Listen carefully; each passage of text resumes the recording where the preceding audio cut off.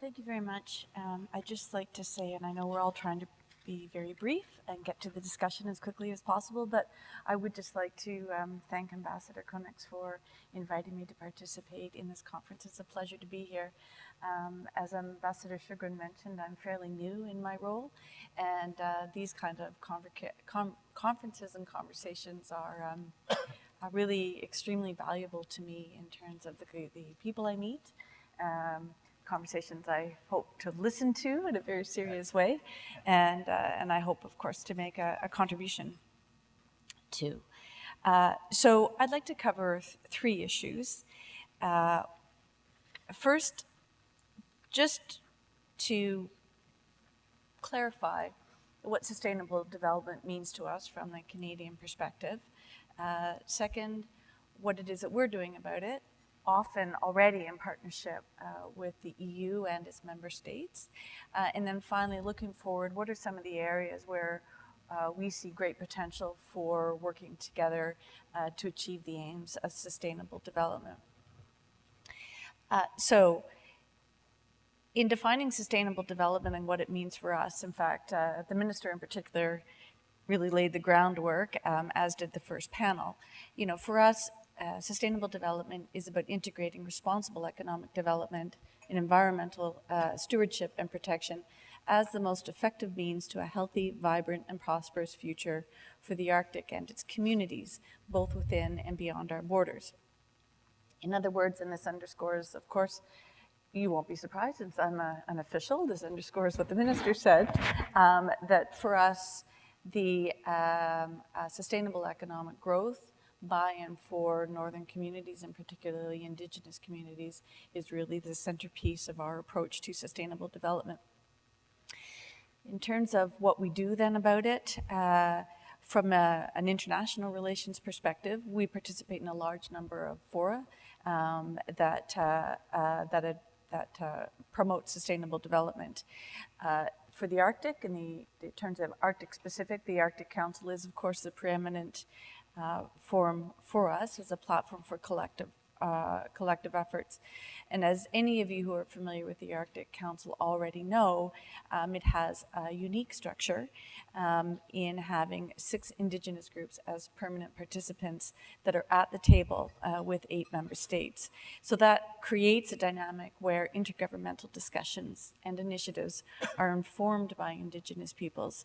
The Indigenous peoples that collectively represent northern circumpolar communities and are able to contribute to the work of the Council.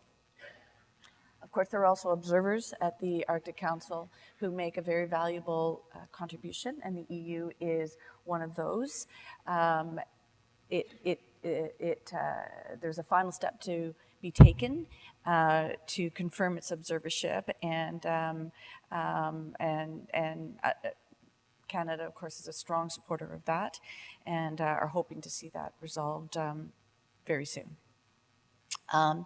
But in the meantime, the EU is already at the table and is already making very strong contributions to the work of the Council, including on the economic front. I would just like to very briefly give you a few examples of the kind of work through the Arctic Council that we have championed that has an economic dimension. So first, the Arctic Renewable Energy Networks Academy, ARENA. I think the next panel is going to be focusing more on energy issues, but just to say that this is a project that aims to develop a community of energy experts. It's already been mentioned, the need to address both sustainable economic development and climate change. The whole issue of clean energy development, reductions in black carbon is a huge priority, and this is contributing to that. So we're working on that, Finland along with us as an EU member. Second, the Economy of the North 3 report, or ECONOR. This is a report that's going to be released in May at the Fairbanks Ministerial. We just saw the final draft at the latest Senior Arctic officials meeting. Heard a presentation on it, and it had it's a really very important overview of the economy of the North, and gives particular attention to where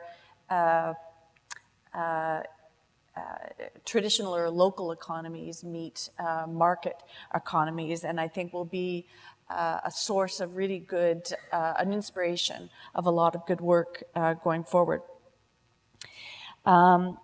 I'd also like to mention the creation of the Arctic Economic Council. That was an initiative that we pushed in our chairmanship from 2013 to 2015. That's an independent organization that facilitates Arctic business-to-business activities. And that, again, I think will be a source of advice and guidance to Canada and the EU going forward in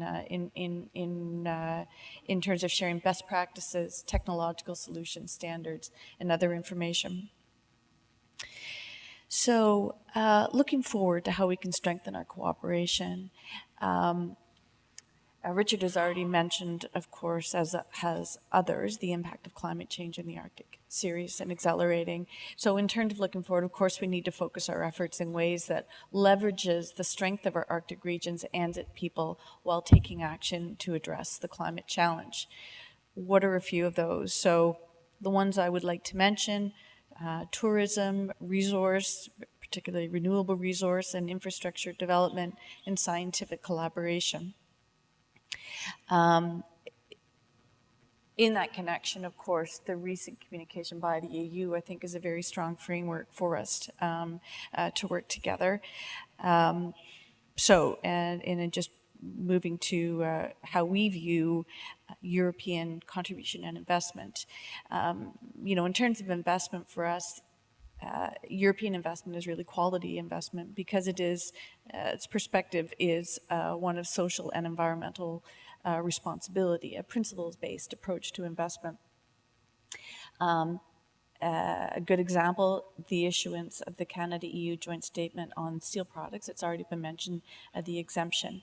So that includes actions and a statement of principles that support cultural, social, and economic values for Northern Indigenous peoples.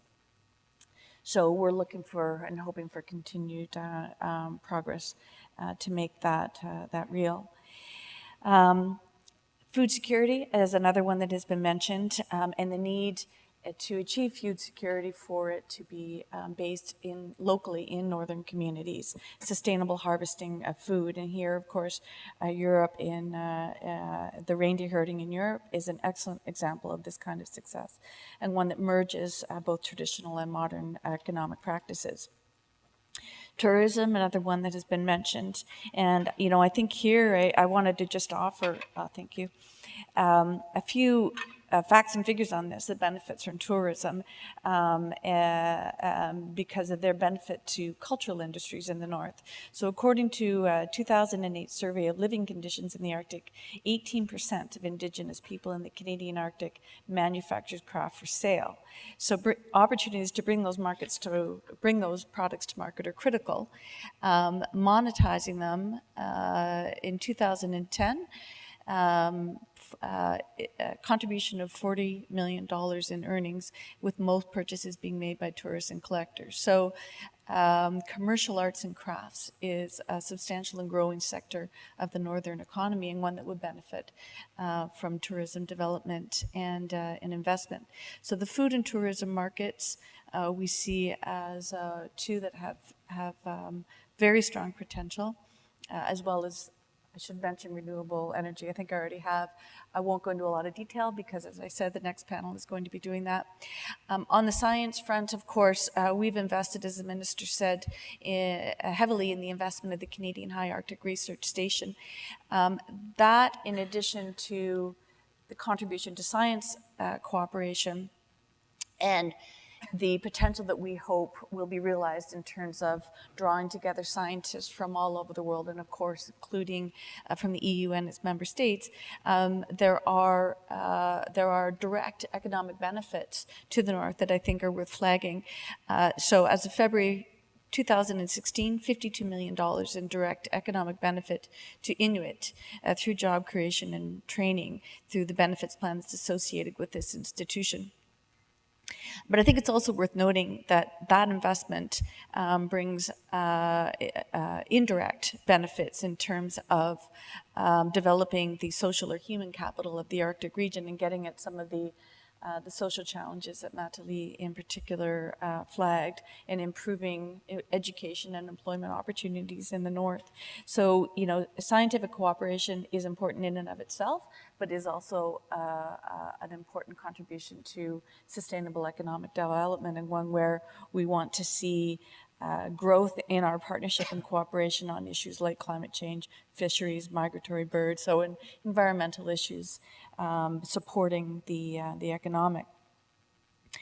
So just to close then, all of these are really geared to fostering inclusive growth and investment in people and people of the North, by the North, in addition to capital investment, with a view to supporting a sustainable and prosperous future for the region. And to do this, dialogues like this are extremely important. And so, again, delighted to be here and looking forward to answering any questions that anybody might have.